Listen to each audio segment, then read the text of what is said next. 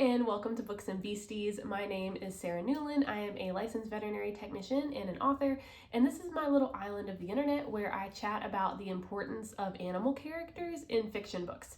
So today I am finally going to be jumping into Broccoli in Onyx Storm, the third book of the Fourth Wing series. Yay, this has been a really long time coming. So I'm really excited to finally be able to chat about Broccoli, even though we only see him a few times. Now, before we get started, I do like to give you a little bit of background on the author. Rebecca Yarros is a #1 New York Times, USA Today, and Wall Street Journal bestselling author.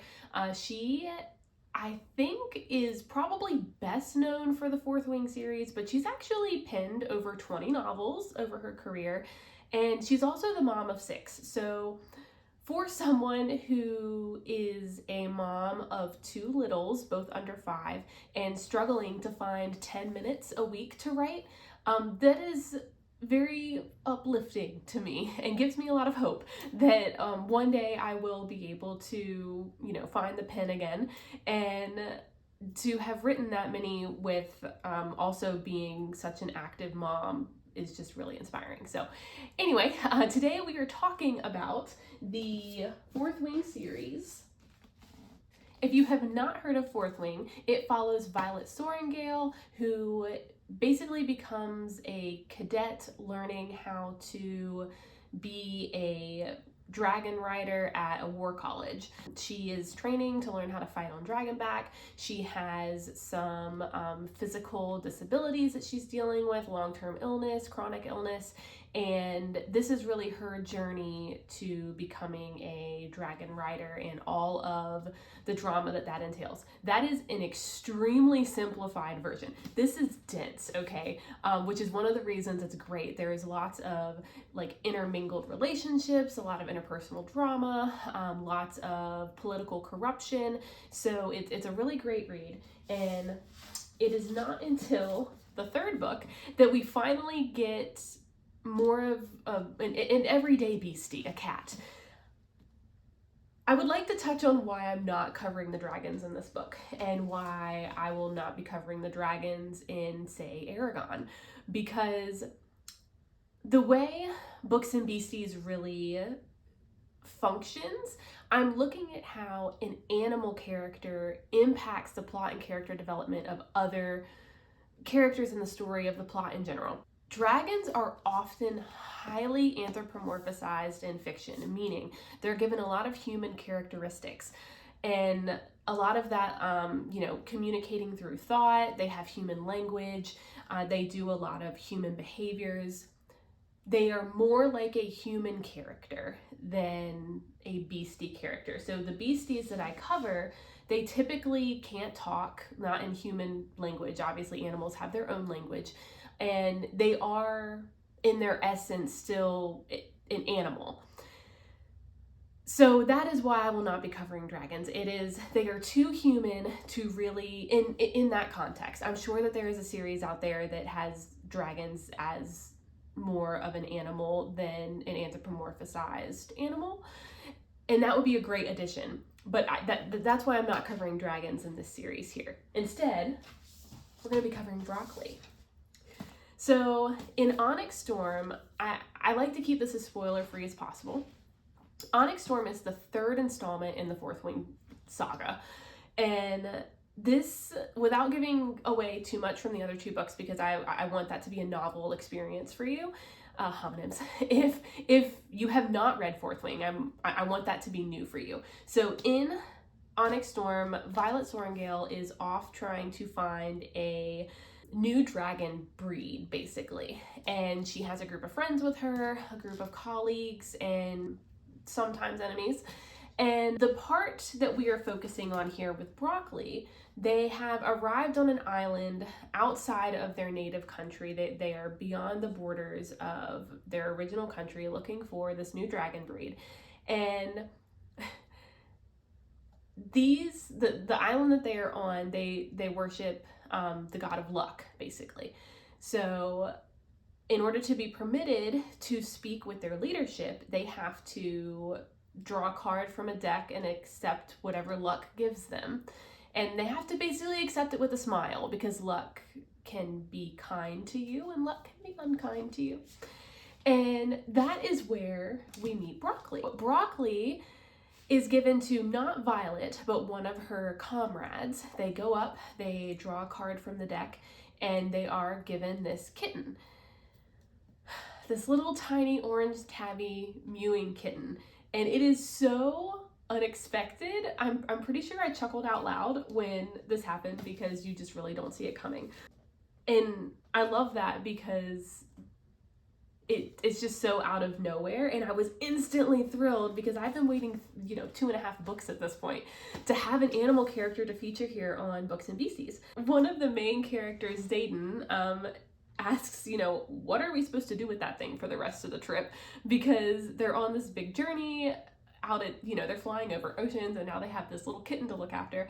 And I was just chuckling because I work in veterinary medicine, and I don't know how extensive this joke goes because a lot of people know about it in vet med. I think a lot of cat owners know about it, but I guess we'll see here how many people go by this. But there is a joke that there is a cat distribution system, and whether or not you think you need a cat, the cat distribution system will present you with a new cat when they deem it is time for you to have a new cat. And personally, we have recently gotten a new kitten named Weasel, who is not present at the moment, but she might appear later. And we have just moved. We just had a new baby about 6 months ago. I also just started a new job. So logically, now is not the time for a new pet, right? We're still half in boxes. There's a reason I'm filming with a corner in the background. This room is a wreck. And now is not the time for a new cat. But I was at work and this little itty bitty feral cuteness came in, and she was supposed to be spayed and then put back with her little feral colony. But she was too cute, she was too nice, and the cat distribution system said that cat needed to come home with me, and she did. So now we have 3. Whether or not we think we need 3, the cat distribution system thinks we need 3. So that was my first thought when they received this kitten is, oh, well, there's the cat distribution system at work. They don't think they need a kitten, but the god of luck does. And it was just really nice. It was funny for someone who works in vet med. And then literally sentences later, so it turns out the cat is not really it's not quite a red herring. It's not really distracting from something else, but it is a distraction. I just don't think we can go so far as to call it an official red herring because it is disarming, it is distracting in the moment you read it, and then literally sentences later, 6 sentences later, a character draws another card and gets an arrow through the heart and dies before he hits the ground. So you were on cloud 9 getting this kitten, and then you are instantly taken to your knees. And it happens that fast. I was so excited to see this cat, and then I was instantly heartbroken because one of our characters was just taken away from us in a brutal fashion, extremely fast. This is one of those moments where we have an animal character make a very big impact with very little screen time. These 2 tabs, those are the 2 times we really see Broccoli. The first time is when Broccoli is received and not named, and the second time is when Broccoli is named, a few pages later. And that's the way I really love when animal characters shine their brightest, is when they do a lot with a very little screen time. And as soon as the other character is essentially killed off, killed off, my first thought was, oh, this is our emotional support kitten for the remainder of the saga. And even though Broccoli is not heavily featured, I think at the end of this book, we are all very concerned about where Broccoli is because they're not mentioned very much. So hopefully Rebecca is going to come through on that and give us some closure here with the next couple books. So the next time we see Broccoli is when Broccoli is getting named.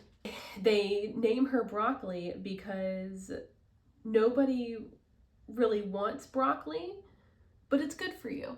And that also reminded me of the cat distribution system, because you don't necessarily want a new cat, but the universe has decided that it's what you need. And especially for us here, Weasel has been great for us. Our toddler loves her, and she is just a ball of endless energy in the chaos that is this house. So it was extremely accurate, and I could tell reading that, like, I don't know if Rebecca Yarros has cats, but I'm willing to bet that she has had some cats, because that's kind of how it works out. It was one of those really nice moments where it is a the tiniest character, really, a tiny kitten character that has very little screen time, but makes a really big impact for our other characters, truly as their emotional support animal. That just, getting them through this hard time, giving them a distraction.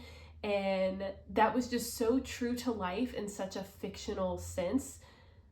I think that's what a lot of animal characters do for us in fiction, is they ground it a little bit and make it a little bit more real. I cannot relate to riding a dragon, but I can relate to getting a surprise kitten. I can relate to that small creature getting you through a lot of emotional turmoil in life, a lot of, unexpected hardship, even expected hardships.